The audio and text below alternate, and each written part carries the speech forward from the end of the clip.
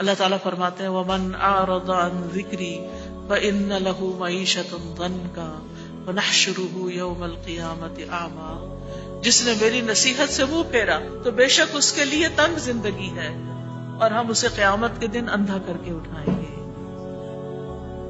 دنیا کی زندگی میں بھی تنگیاں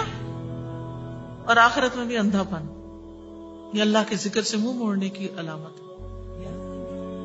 دیکھیے ماحول جیسا بھی ہو،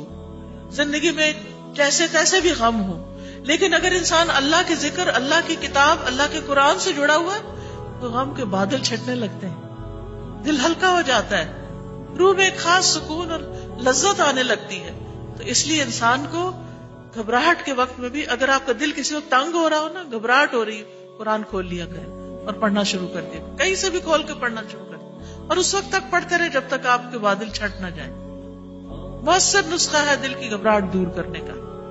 لیکن ہم کیا کرتے ہیں، اس وقت ہاتھ پہ ہاتھ دھر کے بیٹھ جاتے ہیں، زیادہ کسی کو کہانی سنا دی اپنی، کبھی کسی کے پیچھے پڑ گئے، کبھی کسی کے، ہر وقت اپنی بیماری، ہر وقت اپنی تکلیف، ہر وقت اپنی پریشانی دوسروں سے شیئر کرتے رہے،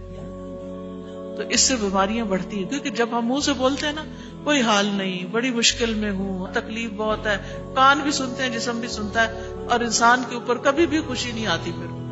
لیکن جو انسان صبر کرتا ہے اور اپنا دھیان بانٹتا ہے اور دوسری طرف اچھے کام کرتا ہے تو اللہ سبحانہ و تعالیٰ اس کے لیے آسانیاں پیدا کر دیتے ہیں۔